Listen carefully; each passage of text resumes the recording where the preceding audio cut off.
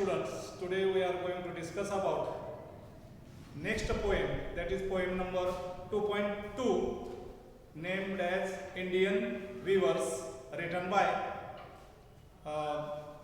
Sarojini Naidu. But before going to start, what we have studied in the last period? In the last period we have discussed about the sixth lecture on poem number 2.1, Song of the Open Road, written by Walt Whitman. In the last period we have also discussed about the last part or concluding part of the poem Song of the Open Road, and also we have seen some of the figures of speech. Also we have discussed especially about the appreciation of the poem. Each and every poem, for each and every poem, all of you must remember the 6th or 8th point, whatever may be the name of poem, but in appreciation you must remember 7 points. Which point first? Title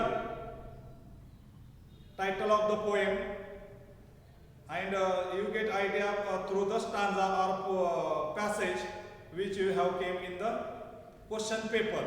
By reading this paper stanza or passage, you get the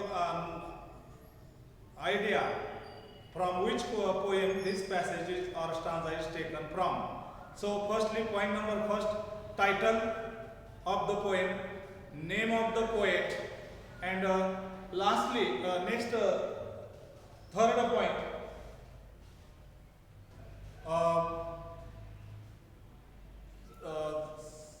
theme of the poem or central idea of the poem. Then poetic devices from the poem. The poetic devices, each poem from each poem I am going to discuss every figures of speech, that is poetic devices, and then one example for each figure of speech or poetic device. Then next point, theme. Then after that,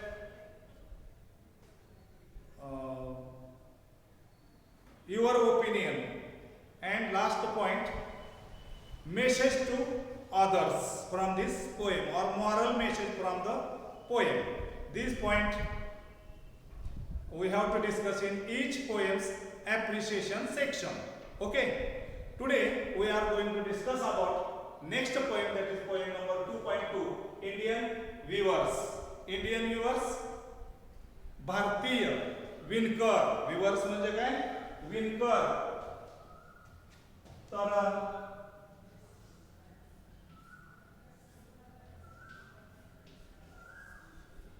विणकर्स,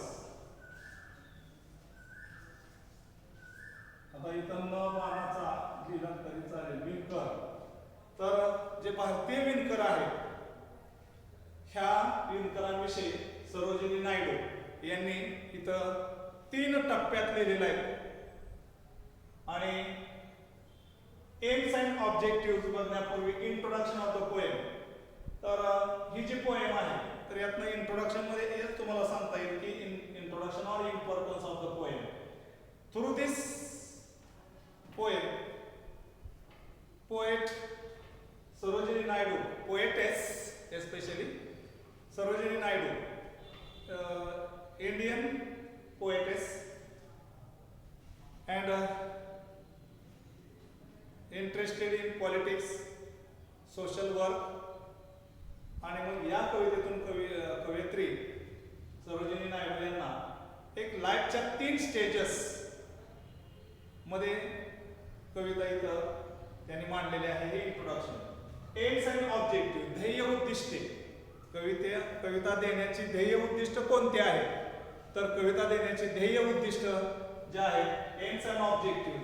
तर life मध्ये प्रत्येकाच्या 3 अवस्था आहेत: बालपण, young तारुण्य, आणि last वृद्धावस्था.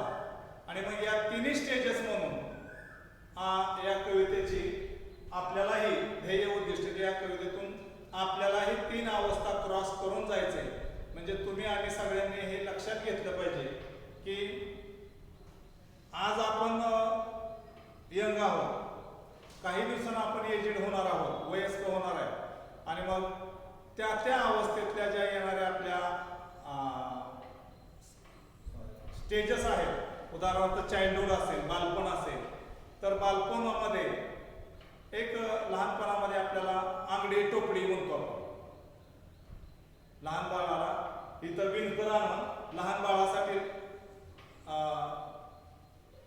आंगडी टोपडी किंवा वस्त्र लहान बाळासाठी ब्ल्यू कलर इथं तुम्हाला 3 स्टेजेस दिले आहेत. 3 स्टेजेस.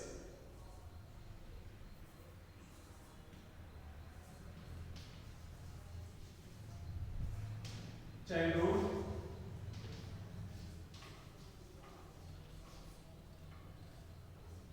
then young age, आणि थर्ड ओल्ड एज. आणि मग या विणकरानं या बालकासाठी ब्ल्यू कलरची आंगडी टोपी म्हणजे कपडे वस्त्र शिवायचं काम केलेलं आहे. त्यात एक त्या स्टेजेस मधला अंतर काय असतो हे इथं दिलेलं आहे. त्यानंतर विणकरांनी यंगस्टर्स मध्ये एका राणीसाठी एक ब्ल्यू कलरचे लग्न समारंभासाठी वस्त्र शिवलेले आहे. आणि लास्टली ओल्ड एज मध्ये एक आपल्याला काय म्हणतो त्याला वृद्धावस्था, मृत्यूच्या वेळेला, म्हणजे याचं 3 वेळेचं 3 टाइम्स सुद्धा दिलेले आहे. 3 स्टेजेस मध्ये 3 टाइम्स. तर हे टाइम्स कोणते कोणते? अर्ली मॉर्निंग, आपल्या भाषेत पहाट म्हणतो. पहाटेच्या वेळेला जे शिवलेले कपडे आहेत ते चाइल्डसाठी आहेत. त्यानंतर नून टाइम, नून म्हणजे आफ्टरनून, तर त्यामध्ये एका राणीसाठी मोर पिसाच्या कलरची लग्नासाठी, वेडिंगच्या साठी वस्त्र तयार करतोय तो विणकर. आणि लास्टली मिडनाईट किंवा आफ्टर मिडनाईट एक शुभ्र कलर, म्हणजे बघा ब्ल्यू कलर, मोरपंखी, आणि ओल्ड एज मध्ये व्हाईट क्लोथ्स. याच्यामध्ये व्हाईट क्लोथ्स वृद्धावस्थेत जे अंत्यविधीसाठी जे लागतात ना ते. म्हणजे 3 स्टेजेस मी सांगितलं तुम्हाला सरोजिनी नायडूच्या, चाइल्डहुडच्या, यंगस्टरच्या आणि ओल्ड एजच्या वेळेला. तर ते ओल्ड एजचे कपडे कधी शिवतायत? रात्री, मध्यरात्री. आणि मग अशा 3 स्टेजेस विषयी या एन सब्जेक्टिव्ह मध्ये बोललेलं आहे. अबाउट पोएट, तर poetess Sarojini Naidu written this poem in 3 stages, 3 टप्प्यात. मी आता सांगितलं एक पोएटेस म्हणून फेमस, सोशल वर्कर म्हणून फेमस, आणि एक सोशल रिफॉर्मर म्हणा, आणि इंटरेस्टेड इन पॉलिटिक्स, असं सरोजिनी नायडूबद्दल बोलता येईल. समरी, तर समरी जी पोएमची आहे ती समरी अशी आहे की सरोजिनी नायडूंनी 3 टप्प्यात, आताच मी बोललो तुम्हाला की कपडे शिवायला ते एका विणकर, भारतीय विणकर, तर कपडे शिवायचं काम जे आहे ते तो विणकर करतोय. तर सकाळी सकाळी पहाटे तो कपडे शिवतोय. कोणासाठी? चाइल्डहुड म्हणजे बालकांसाठी एक ब्ल्यू कलरचे कपडे शिवतोय तो. त्यानंतर दुपारच्या वेळेला राणीसाठीचा एक लग्नाचा ड्रेस मोरपंखी किंवा मोरपिसाच्या आकाराचे ते कपडे राणीसाठी शिवतोय विणकर. आणि ओल्ड एज मध्ये म्हणजे पहाटे कुणासाठी कपडे शिवतोय? चाइल्डहुड साठी. कलर कुठला कपड्याचा? 3 कलर्स लक्षात ठेवा. Blue colour. त्यानंतर दुपारी म्हणण्यापेक्षा संध्याकाळच्या वेळेला इव्हिनिंग टायमिंगला dress making dress for bride म्हणजे नववधू विथ द कलर ऑफ म्हणजे मोरपंखी किंवा मोराच्या पंखाच्या कलरची कपडे तयार करतोय विणकर फॉर द ब्राईड, राणीसाठी, क्वीनसाठी. इव्हिनिंग टाइम झाला. आणि एंडिंग म्हणजे रात्री मिडनाईटच्या दरम्यान तो डेथ झालेल्या व्यक्तींसाठी म्हणजे वृद्धावस्थेतल्या एखाद्या दफनविधीसाठी लागणारे जे शुभ्र कलर आहे, 3 कलर लक्षात ठेवले, ब्ल्यू मोरपंखी आणि ओल्ड एज मध्ये व्हाईट क्लोथ कव्हर शिवतोय कोणासाठी, डेड बॉडीजसाठी. असं ह्या विणकराची 3 कामं म्हणजे आपलं लाईफ जे आहे त्या 3 स्टेजेस मधून जातं आणि 3 कलर वेगवेगळं तुम्हाला आयडिया सजेस्ट करते. आणि मग या कवितेतून आणखी काय सांगायचं कवीनं प्रयत्न केलेला आहे तर या कवितेतून कवीला आपल्याही आयुष्यामध्ये अशाच प्रकारच्या स्टेजेस आहेत, अशाच प्रकारच्या टप्पे आहेत आणि प्रत्येकाला या टप्प्यातून आपल्याला जायचं आहे असं कवितेतून सांगितलं. म्हणजे या कवितेतून आपण जे घरात आपल्या वयस्क व्यक्ती आहेत म्हणजे आपण चाइल्डहुडचं आपली देखभाल करून ते आपल्याला मोठं करतात. आपल्याला मोठं केल्यानंतर ते एक दिवस ओल्ड एज कडे जातात. अशा वेळेला आपण सुद्धा या विणकरासारखं 3 स्टेज मधूनच जाणार आहोत आणि शेवटी आपल्याला सुद्धा दफन विधीसाठी व्हाईट कपड्यातच नेणार आहेत. म्हणून respect the elders, that is the message from the poem. आणि लास्ट पॉइंट यातला समरी झाल्यानंतर पोएटिक डिव्हाइसेस या कवितेमध्ये 3-4 अलंकार आहेत. पहिला अलिट्रेशन, फर्स्ट आहे अलिट्रेशन. आता एक्झाम्पल याचं कवितेचं आपण इथं बघू पुन्हा.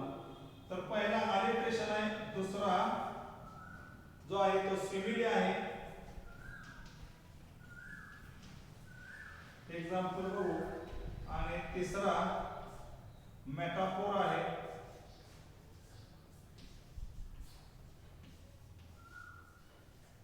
तर इथं तुम्हाला हे मेटाफोर सिमिली म्हणजे रूपकात्मक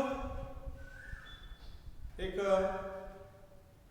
इमॅजिनेटिव्ह पोएम असल्यामुळं तुम्हाला एक रूपक किंवा रूपकात्मक उदाहरणात्मक अशा पद्धतीने हे दिलेले आहे. तर बघूया पहिला फिगर ऑफ स्पीच अलिट्रेशन. त्याची माहिती मी मागं सांगितली तुम्हाला 11वीला, पण पुन्हा एकदा आता सांगून घेतो की अलिट्रेशन मराठीमध्ये अनुप्रास. अलिट्रेशन मीन्स अनुप्रास. मग अनुप्रासामध्ये 8वी 9वी 10वीला तुम्ही अभ्यासलेला आहे, 11वीला गेल्या वर्षी अभ्यासला आहे. अनुप्रास अलंकारामध्ये काय असतं प्रथमतः मराठीत बघा आणि त्यानंतर इंग्लिशमध्ये सांगतो. तर अनुप्रास अलंकारामध्ये एकाच अक्षराची पुनरावृत्ती केलेली असते. आता अक्षर किंवा ध्वनी किंवा साऊंड म्हणतो आपण त्याला, याची वाक्यामध्ये पुनरावृत्ती केलेली असते. म्हणजे एक वाक्यात समजा 4, 5, 6 शब्द असतील तर त्या 5, 6 शब्दातलं आद्य अक्षर फर्स्ट लेटर रिपीट होतं. पुन्हा पुन्हा एखादं अक्षर येतं. कशासाठी आणलं जातं हे? कवितेला लय किंवा नाद किंवा सूर किंवा चाल आणण्यासाठी किंवा रिदम म्हणतो आपण त्याला, राईम स्कीम. यातला आला रेफरन्स तर राईम स्कीम सुद्धा आहे. यातली A, याच्याविषयी बघू पुन्हा. तर कवितेला लय निर्माण होण्यासाठी हे अलंकारानं काय होतं, जर आहे ही भाषा आहे त्याच्यापेक्षा जास्त ब्युटिफाय करण्यासाठी अलंकार वापरले जातात. मग आता पुन्हा एकदा मराठीत सांगतो आणि मग इंग्लिशमध्ये बघा. अलिट्रेशन म्हणजे अनुप्रास अलंकारामध्ये वाक्यामध्ये एकाच अक्षराची पुन्हा पुनरावृत्ती होते. 5-6 शब्द असतील वाक्यात तर त्यातल्या प्रत्येक शब्दातलं बिगिनिंग लेटर सुरुवातीचं अक्षर रिपीट होतं. उदाहरणार्थ बघा, आपण आलात, आम्हाला आहे. काय आलं अक्षर अ. पेटविले पाषाण पटरावरती शिवबांनी प. चाचा ने चाची को चटनी चटाई च. Letter repeated. See the English example. Say you are sorry to see. Yes. Say you are sorry to see. Letter yes is repeated. The cuckoo flies with forecasting of rain, blaring from the branches of trees like a winged weather satellite. बघा इथं letters किती repeat होतात. Letters म्हणजे अक्षर. तर एक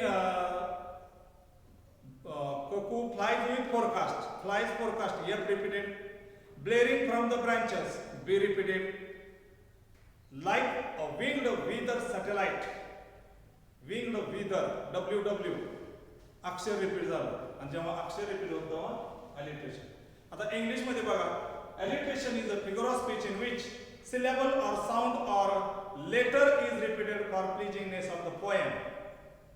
In alliteration, syllable or sound or letter is repeated for pleasingness of the poem. For example, say you are sorry to see. Letter yes is repeated. The cuckoo flies with forecasting of rain. Flies forecasting. Letter F is repeated. Flies forecasting. Blaring from the branches of trees. Blaring branches. Letter B repeated. Winged weather satellite. Winged weather W. Winged weather W letter is repeated. How to write answer? Name and explain in this way. Name, alliteration, sound or syllable or letter. B or F or B, F or B and W are repeated. Then next figure of speech, last point we are going to discuss. Simile. Simile or metaphor. Both these figures of speech are depend on comparison. Both of these figures of speech are depend on comparison. What is the difference between alliteration and simile and metaphor? In simile and metaphor, both of these figures of speech are depend on comparison. Then what is the difference? In simile there is comparison. In metaphor there is a comparison. In Marathi we call it tulana. किंवा मराठी त्याची माहिती तुम्ही अशा अभ्यासली. उपमा आणि उपमेय हे एकच नसून भिन्न आहेत. भिन्न म्हणजे डिफरंट. तेव्हा सिमिले हा फिगर ऑफ स्पीच होतो. इंग्लिश मध्ये बघा. In simile is a figure of speech in which there is a comparison of two or more than two. In simile there is a comparison of two different objects. Or in simile, two objects are compared which are different in nature. For example, he is like C. He and C, different objects compared. Different objects. He and C, different objects. Two objects, different objects compared. He and C are looking like one another. Simile is always introduced with the construction or words such as, so, as, like. He is looking like C. Like construction such as that is simile. How to write answer? How to write answer? Simile. Double dot. Comparison of two different objects. He and C. In this way we have to write answer. Next figure of speech. Metaphor. Metaphor is also depend on comparison. In metaphor is a figure of speech in which there is a comparison of two different In metaphor, there is a comparison of two same objects. And if the same objects are compared in a sentence, then we call it metaphor. Metaphor is not introduced with the words or constructions such as, like, as, so as. These constructions we can't find in metaphor. For example, the shining pearl of dew. मेटाफोरचं example बघा. याच्यामध्ये मराठीमध्ये सांगतो उपमान आणि उपमेय भिन्न नसून एकच म्हणजे सेम आहे अशी तुलना जेव्हा असेल तेव्हा मेटाफोर असतो. फॉर एक्झाम्पल इंग्लिश बघा. The shining pearl of due. आता इथं शायनिंग म्हणजे चकाकी. आणि कशा कशाची तुलना केली? पर्ल मोती, ड्यू DEW ड्यू, ड्यू म्हणजे दवबिंदू. मोती आणि दवबिंदू याची चकाकी किंवा शायनिंग एकच आहे. एक म्हणजे मोत्याची चकाकी आणि दवबिंदूची चकाकी एकच आहे अशी तुलना असते तेव्हा मेटाफोर. तर हे एवढे फिगर ऑफ स्पीच या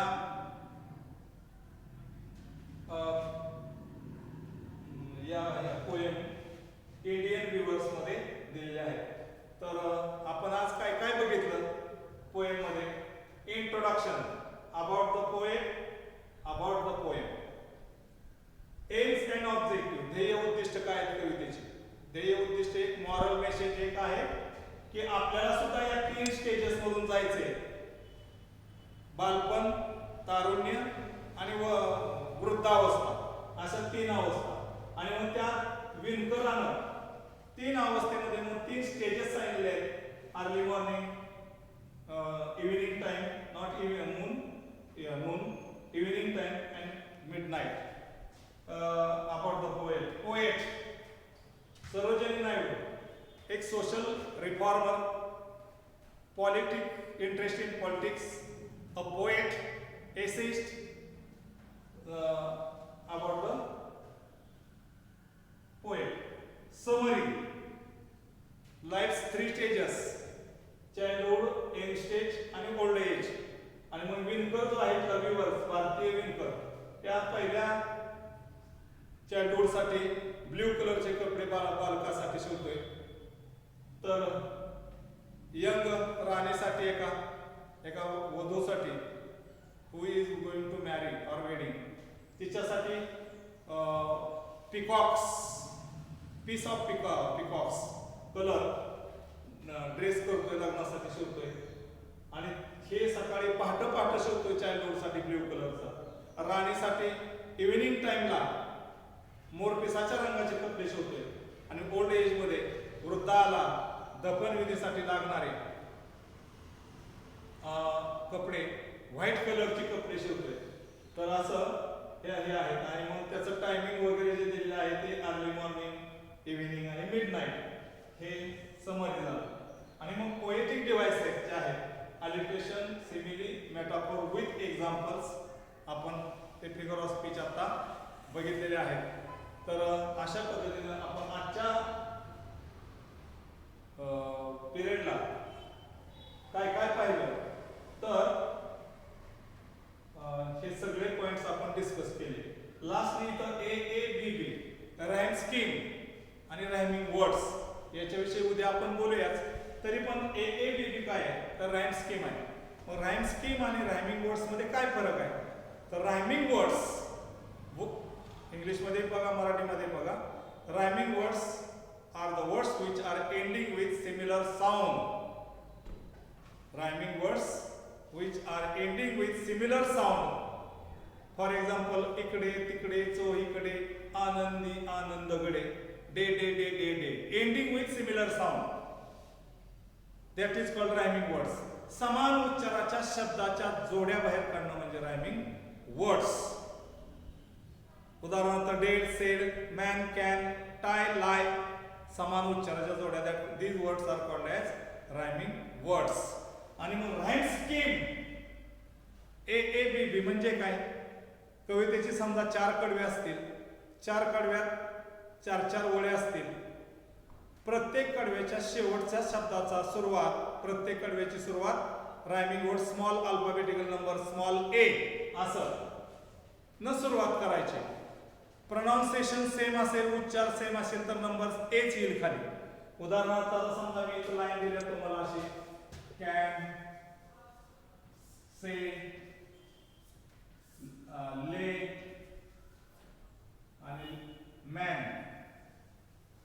तर इथं सुरुवात करताना स्मॉल a, can, say उच्चार बदलला, नंबर a नंतरचा b, say, lay एकसारखा उच्चार आहे म्हणून b, आणि can, man एकसारखा उच्चार आहे हाच नंबर a. काही a b b तर तसं राइम स्कीम करताना begin with small letter a. If the pronunciation of the last word of the next line is same alphabetical number also say, that is after a number same pronunciation साठी after number a also number a, and if the pronunciation changes line wise alphabetical number also changes of the. In this way there are two types of rhyme scheme, regular and irregular rhyme scheme. एकाच कवितेची एकसारखी प्रत्येक कडव्याची rhyme scheme A B A B किंवा ए A B B A A B बी सगळ्या कडव्याची एकसारखी आली rhyme scheme, तर rhyming scheme एकसारखी असेल तेव्हा एकदाच मांडायचं आणि तिला म्हणायचं regular rhyme scheme. Same rhyme scheme continued throughout the poem, throughout each stanza. Rhyme scheme is same regular rhyme scheme, and rhyme scheme changes stanza wise, then this rhyme scheme is called as irregular rhyme scheme. And if the regular rhyme scheme is there throughout the poem, we have to arrange only one stanza rhyme scheme. And if the rhyme scheme changes stanza wise, then we have to write first stanza rhyme scheme, comma, and then the next stanza rhyme scheme, whatever may be the from ascending order, वरच्या कडून खालच्या कडेपर्यंत number देते. In this way we have completed the today's point. We are going to stop here now. Thank you. Okay.